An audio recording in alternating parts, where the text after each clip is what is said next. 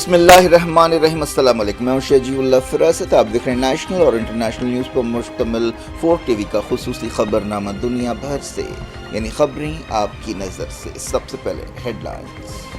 Arafat tours کے 25 سال مکمل ہونے پر حج 2025 کی بکنگ کرنے والے عازمین حج کے لیے cash back offer. Arafat tours ایک بھروسے مند نام۔ حج 2025 کی بکنگ کا آغاز ہو چکا ہے۔ 21 days shifting package Anjum hotel میں صرف 7,25,000۔ 21 days clock tower shifting package صرف 7,75,000 روپے میں۔ یہ آفر محدود مدت کے لیے for business man, NRI، UK، US and golf والوں کے لیے۔ مینا، عرفات، مزدلفہ میں بہترین سروسز، 3 وقت حیدرآبادی ذائقہ دار کھانے، AC بسز کے ذریعے مکہ اور مدینہ کی زیارتیں۔ زندگی کے سب سے عظیم سفر کے لیے آج ہی اپنی بکنگ کروائیں اور خود کو خوش نصیب بنائیں۔ عرفات ٹورز حج اینڈ عمرہ گروپس، پرانی حویلی، حیدرآباد۔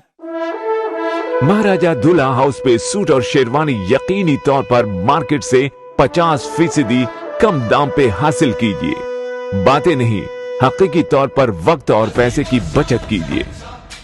سپر اسٹار سلمان خان کی فیملی بھی ہمارے کام سے بہت خوش ہے۔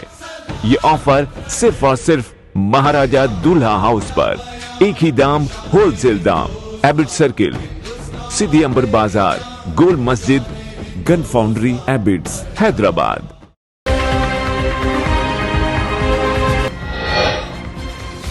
سیرین فوج نے باغیوں کو حماس سے پیچھے دھکیل دیا۔ توبہ ٹاؤن پر دوبارہ قبضہ، تائید حاصل کرنے کے لیے بشار حکومت کی کوششیں۔ سیریا مسئلے پر یونائیٹڈ نیشنز میں رشیا امریکہ جھڑپ۔ ماسکو کے نمائندے نے کہا امریکہ دہشت گردی سے لڑنے میں کبھی سنجیدہ نہیں رہا۔ فلسطینی ریاست کی تائید میں یونائیٹڈ نیشنز جنرل اسمبلی میں قرارداد منظور، امریکہ نے مخالفت کی۔ غزہ، لبنان اور مغربی کنارے میں اسرائیلی فوج کے حملے، یہودی آباد کاروں نے کئی گھروں کو آگ لگا دی۔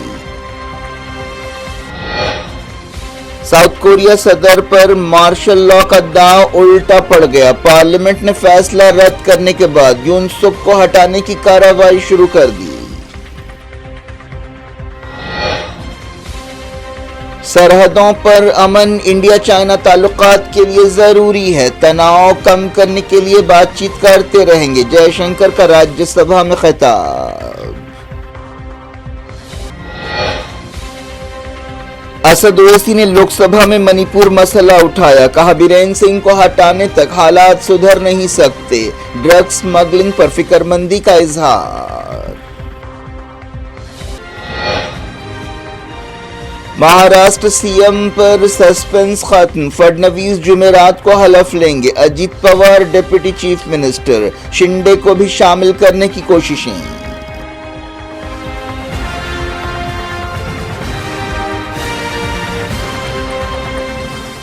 ہیڈ لائنز آپ نے دیکھی، اب خبروں کی تفصیل کی طرف آپ کو لیے چلتے ہیں۔ سیریا کی فوج نے باغی ملیٹنٹس کو حماس سے کھدیڑ دیا ہے، لیکن آس پاس کے علاقوں میں لڑائی اب بھی جاری ہے۔ حالیہ عرصے میں باغی فورسز نے مڈل ایسٹ کی جنگوں کا فائدہ اٹھاتے ہوئے ادلیب سے نکل کر الیپو پر قبضہ کر لیا تھا اور حما کی طرف بڑھ رہے تھے۔ الیپو میں رشیا نے وار زون سے کئی لوگوں کو باہر نکالا، جن میں زیادہ تر اسٹوڈنٹس ہیں۔ جن گروپس نے الیپو اور دوسرے مقامات پر قبضہ کیا ہے، ان میں سب سے اہم حیات تحریر شام ہے۔ اس دوران سیریا کی حکومت نے باغیوں کے حملے کے خلاف اپنے اتحادیوں اور دوسروں کی تائید حاصل کرنے کے لیے کوششیں تیز کر دی ہیں۔ ان حالات سے سیریا کی ایک دہے سے چلنے والی خوفناک جنگ کی یاد تازہ ہو گئی ہے۔ سیریا کی فوج نے حما کے قریب توبہ ٹاؤن کو چھڑا لیا ہے۔ سورسز نے بتایا کہ لڑائی شروع ہونے کے بعد سے اب تک سیریا اور رشیا کے حملوں میں 1600 سے زیادہ ملیٹنٹس ہلاک ہوئے ہیں۔ ان کا تعلق حیات تحریر شام اور دوسرے گروپوں سے ہے۔ باغی فورسز کے حملوں کے بعد اب ہر طرف سوال پیدا ہو رہا ہے کہ کیا سیریا میں خانہ جنگی پھر سے شروع ہونے والی ہے؟ اس کے علاوہ کئی لوگ ایسے بھی ہیں جن کے خیال میں یہ تیسری عالمی جنگ کی شروعات ہے۔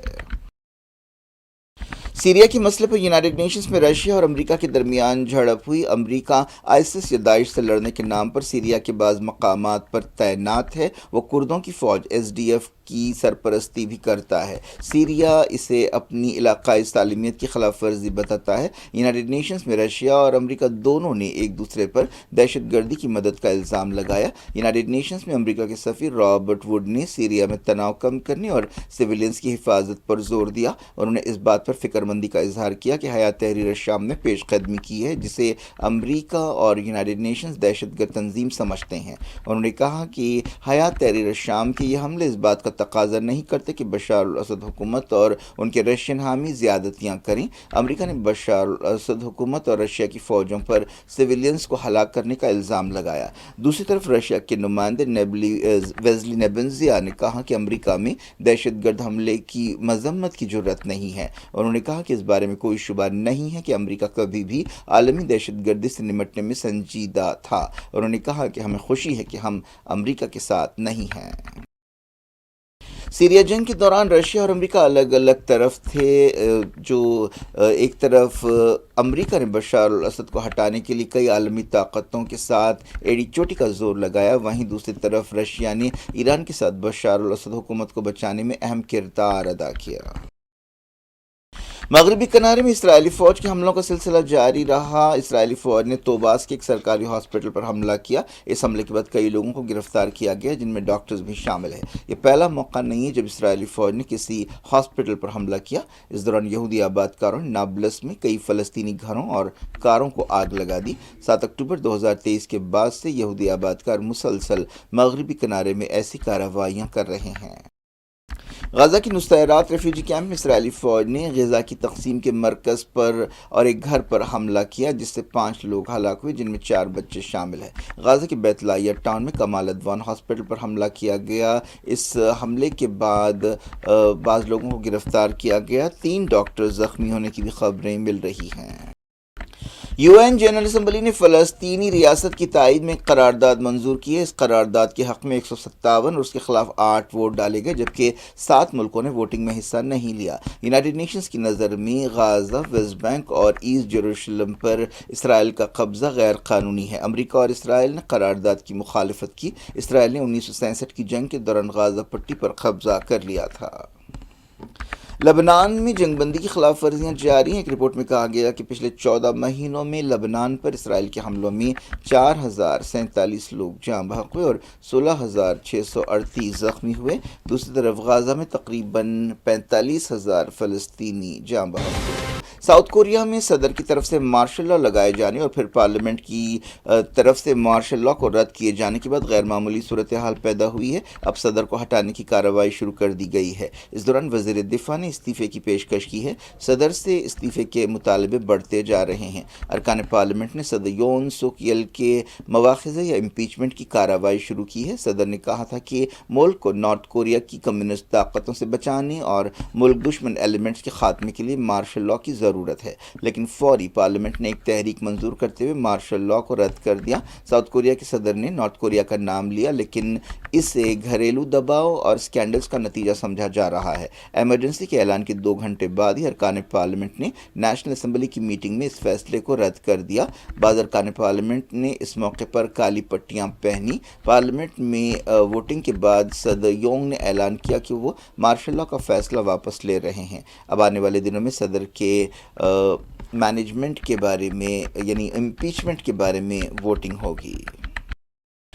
ساؤتھ کوریا کی 6 اپوزیشن پارٹیوں نے صدر کے مواخذے یا امپیچمنٹ کے لیے ایک تحریک پیش کی ہے۔ اصل اپوزیشن ڈیموکریٹک پارٹی نے کہا کہ وہ صدر کے خلاف غداری کے الزامات لگائے گی۔ اس کے علاوہ وزیر دفاع اور وزیر داخلہ کے خلاف بھی ایسی ہی کارروائی کی جائے گی۔ اپوزیشن اتحاد نے کہا کہ وہ صدر کے استعفے تک خاموش نہیں بیٹھے گا۔ صدر یون نے ایمرجنسی لگاتے ہوئے الزام لگایا تھا کہ opposition democratic party north Korea کی ہمدرد ہے اور ملک دشمن سرگرمیوں میں شامل ہے۔ اس دوران وزیر دفاع نے شہریوں سے معافی مانگتے ہوئے استعفے کی پیشکش کی۔ ساؤتھ کوریا پیسیفک کے علاقے میں امریکہ کا اہم اتحادی ہے۔ سعودی کراؤن پرنس محمد بن سلمان نے کہا کہ دنیا کو پانی کے شعبے میں کئی مسائل کا سامنا ہے۔ سعودی عرب میں 60 سے زیادہ ڈیولپنگ کنٹریز میں پانی سے متعلق پروجیکٹس کے لیے $6 بلین کی رقم دینے کا اعلان کیا ہے۔ کراؤن پرنس محمد بن سلمان نے کہا کہ سعودی عرب 2027 کے ورلڈ واٹر فورم کی میزبانی کی تیاری کر رہا ہے۔ وہ ریاض میں ون واٹر سمٹ سے خطاب کر رہے تھے۔ کئی ملکوں کے لیڈرز اور عہدیداروں نے اس پروگرام میں حصہ لیا، جن میں فرانس کے صدر ایمانوئل میکرون اور قازقستان کے صدر قاسم جمرات شامل ہیں۔ انہوں نے میکرون کو سعودی عرب کا اچھا دوست قرار دیا۔ کئی ایکسپرٹس اس فورم میں حصہ لے رہے ہیں اور پانی کی حفاظت کے منصوبوں پر بات چیت کر رہے ہیں۔ وزیر خارجہ ایس جے شنکر نے یہ بات دہرائی ہے کہ سرحدوں پر امن و استحکام انڈیا چائنا تعلقات کے لیے بہت اہم ہے۔ انہوں نے کہا کہ آنے والے دنوں میں چائنا کے ساتھ تناؤ میں کمی اور سرحدی علاقوں کی سرگرمیوں کے اثردار انتظامات کے بارے میں بات چیت کی جائے گی۔ جے شنکر نے راجیہ سبھا میں انڈیا چائنا تعلقات کے بارے میں ایک بیان دیتے ہوئے یہ بات کہی۔ ایک دن پہلے انہوں نے چائنا کے بارے میں لوک سبھا میں بھی ایک بیان دیا تھا۔ ان کی تقریر کے دوران گڑبڑ بھی ہوئی اور اپوزیشن کے بعض ارکان پارلیمنٹ نے واک آؤٹ بھی کیا۔ چیئرمین جگدیپ دھنکر نے اپوزیشن ارکان کی طرف سے بعض معاملات پر صفائی مانگے جانے کی درخواستوں کو رد کر دیا، جس پر احتجاج کرتے ہوئے اپوزیشن ارکان نے واک آؤٹ کیا۔ مہاراشٹر میں دیویندر فڈنویس نے حکومت بنانے کا دعویٰ پیش کر دیا، جنہیں بی جے پی لیجسلیچر پارٹی لیڈر چن لیا گیا۔ گورنر نے انہیں حکومت بنانے کی دعوت دی۔ اس طرح چیف منسٹر کے بارے میں کئی دنوں سے جاری سسپنس ختم ہو گیا۔ فڈنویس نے شیو سینا لیڈر ایک ناتھ شنڈے اور N C P leader Ajit Pawar کے ساتھ governor C P Radhakrishnan سے ممبئی کے راج بھون میں ملاقات کی۔ ملاقات کے بعد مہایوتی اتحاد کے لیڈرز نے ایک پریس کانفرنس کی، جہاں فڈنویس نے اعلان کیا کہ اجیت پوار ان کے ڈپٹی ہوں گے۔ انہوں نے کہا کہ پوار اور شنڈے دونوں نے چیف منسٹر کی حیثیت سے ان کے نام کی تائید کی اور اس سلسلے میں لیٹر آف سپورٹ حوالے کر دیا۔ اس دوران اس بارے میں سسپنس برقرار ہے کہ کیا شنڈے حکومت میں شامل ہوں گے اور شنڈے کا پورٹ فولیو کیا ہوگا۔ مہاراشٹر کے نئے چیف منسٹر نے کہا کہ انہوں نے شنڈے سے درخواست کی ہے کہ وہ حکومت میں شامل ہوں اور ڈپٹی سی ایم کا عہدہ قبول کریں۔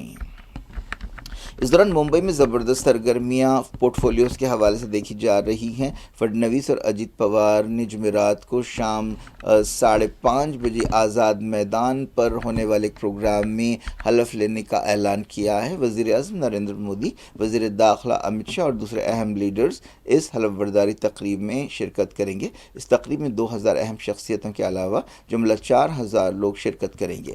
مرکزی وزیر وجے روپانی نے بتایا کہ 2 ڈپٹی چیف منسٹرز بھی جمعرات کو فڈنویس کے ساتھ حلف لیں گے۔ اس دوران فڈنویس نے کہا کہ شنڈے نے اس بات سے اتفاق کیا ہے کہ وہ حکومت میں شامل ہوں گے۔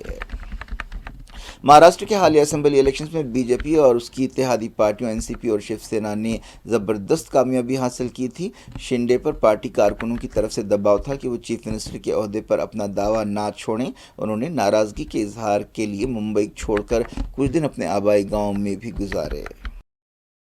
حیدرآباد کے رکن پارلیمنٹ اور صدر مجلس اسد الدین اویسی نے لوک سبھا میں منی پور کا مسئلہ اٹھایا۔ انہوں نے منی پور مسئلے سے جڑے ہوئے ڈرگس کے پہلو پر بھی روشنی ڈالی۔ انہوں نے کہا کہ جب تک برین سنگھ کو چیف منسٹر کے عہدے سے ہٹایا نہیں جاتا، منی پور کی صورتحال سنبھل نہیں سکتی۔ انہوں نے افغانستان، میانمار اور دوسرے ملکوں سے ڈرگس کی اسمگلنگ کو بھی ایک سنگین مسئلہ قرار دیا۔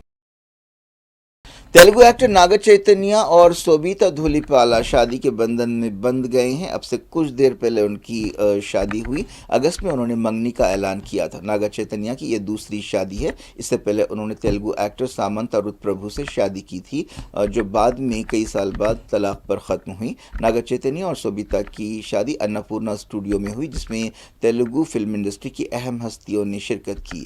اس خاص دن کے لیے جوبلی ہلز میں ناگارجنا کے گھر کو سجایا گیا۔ معلوم ہوا کہ چرنجیوی، الو ارجن، پی وی سندھو، نین تارا، اکینینی اور ڈگو باٹی خاندانوں، این ٹی آر، رام چرن، اپاسنا کونڈیلا، مہیش بابو، نمرتا شروڈکر مہمانوں میں شامل تھے۔ انہوں نے رات 8:15 بجے تیلگو روایتوں اور طریقے کے مطابق شادی کی۔ حیدرآباد اور تلنگانہ کے دوسرے علاقوں میں جمعرات کی صبح زلزلے کے جھٹکے محسوس کیے گئے۔ بتایا گیا کہ صبح 7:27 پر 5.3 शिद्दत का जलजला आया। जलजले का मरकज तेलंगाना का मुलुक ज़िला था। हैदराबाद में कई मकामात पर लोगों ने जलजले के झटके महसूस किए। कई लोग डर के मारे घरों से बाहर भी निकले। आंध्र प्रदेश और महाराष्ट्र में भी जलजले के झटके महसूस किए गए।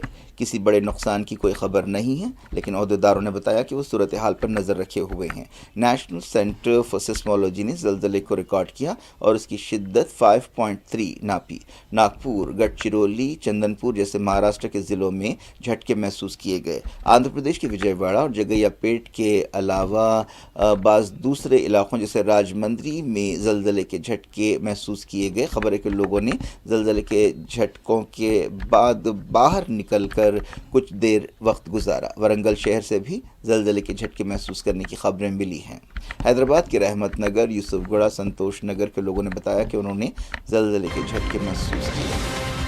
क्या कुछ हो रहा है आपकी दुनिया में? आखिर में हेडलाइंस दुनिया भर से एक बार फिर देखते हैं। अरफात टूर्स के 25 साल मुकम्मल होने पर हज 2025 की बुकिंग करने वाले आज़मीन हज के लिए कैशबैक ऑफर। अरफात टूर्स एक भरोसेमंद नाम। हज 2025 की बुकिंग का आगाज हो चुका है। 21 days shifting package Anjum hotel में सिर्फ 7,25,000। 21 days clock tower shifting package सिर्फ 7,75,000 रुपए में। ये ऑफर महदूद मुद्दत के लिए for businessman, NRI, UK, US and gulf वालों के लिए। मीना अरफात मुजदलिफा में बेहतरीन सर्विसेज, 3 वक्त हैदराबादी जायकेदार खाने, AC बसेस के जरिए मक्का और मदीना की ज़ियारती। जिंदगी के सबसे अजीम सफर के लिए आज ही अपनी बुकिंग करवाएं और खुद को खुश नसीब बनाएं। अरफात टूर्स हज एंड उम्रा ग्रुप्स, पुरानी हवेली, हैदराबाद।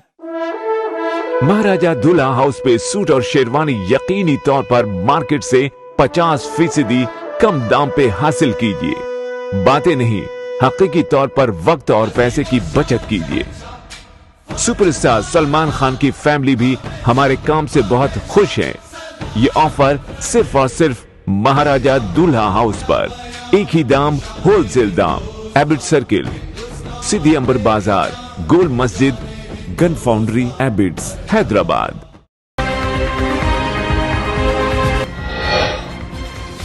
सीरियन फौज ने बागियों को हमा से पीछे धकेल दिया। तोबा टाउन पर दोबारा कब्जा, ताईद हासिल करने के लिए बशार हुकूमत की कोशिशें।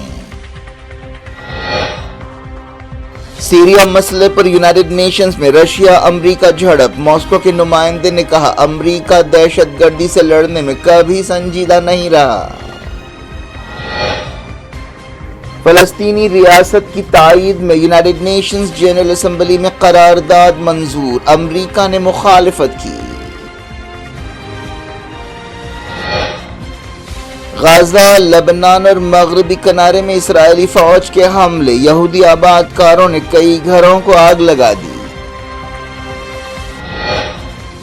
साउथ कोरिया सदर पर मार्शल लॉ का दांव उल्टा पड़ गया। पार्लियामेंट ने फैसला रद्द करने के बाद यून सुक को हटाने की कार्रवाई शुरू कर दी।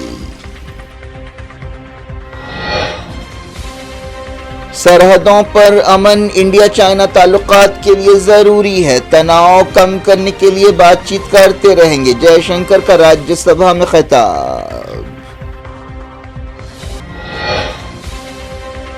असद ओवैसी ने लोकसभा में मणिपुर मसला उठाया। कहा बीरेन सिंह को हटाने तक हालात सुधर नहीं सकते। ड्रग्स स्मगलिंग पर फिक्रमंदी का इजहार। महाराष्ट्र सीएम पर सस्पेंस खत्म। फडणवीस जुमेरात को हलफ लेंगे। Ajit Pawar deputy chief minister, Shinde को भी शामिल करने की कोशिशें।